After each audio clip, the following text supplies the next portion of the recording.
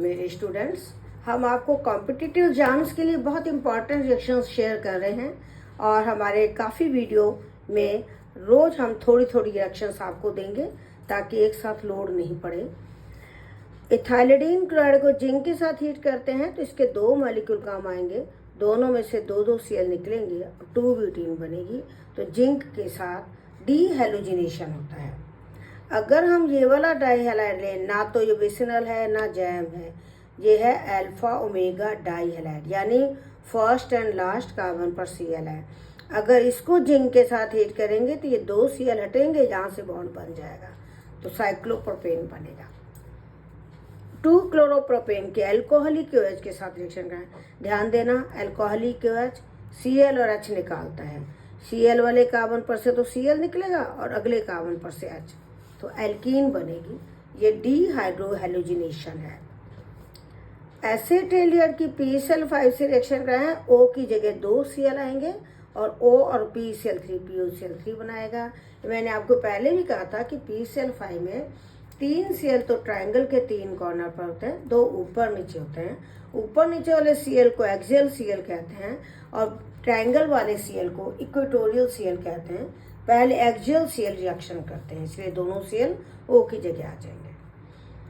CH2N2 से alcohol की reaction का है तो CH2 और H मिलके मीथेन बनेगा, तो ये ईथर बनाने की मेथड होगी, इसको मिथाइलेशन कहते हैं।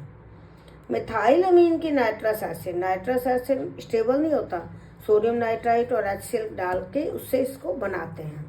तो सोडियम नाइट्राइट और HCl से जब इसकी रिएक्शन कराते हैं तो पहले नाइट्रस एसिड बनेगा, वो मिथाइल अमीन से रिएक्शन करके डाई मिथाइल ईथर बनाएगा। अगर हम प्राइमरी एलिफैटिक अमीन लें मिथाइल अमीन के अलावा कोई प्राइमरी एलिफैटिक अमीन लेंगे तो अल्कोहल बनेगा। और यदि हम प्राइमरी एरोमेटिक अमीन लेंगे, एरोमेटिक मतलब बेंजीन रिंग वाले अमीन लेंगे, तो बेंजीन डायाजोनियम क्लोराइड बनेगा। ये बेंजीन है, डाई एच का मतलब 2 नाइट्रोजन है, जहाँ तक पॉजिटिव होता है और क्लोराइड नेगेटिव, इसका नाम है बेंजीन डायाजोनियम क्लोराइड। ये उसी तरह इम्पॉर्टेंट है जैसे ग्रिग्नार्ड रीजेंट इम्पॉर्टेंट है। इनकी रिएक्शन हम बाद में आपको देंगे।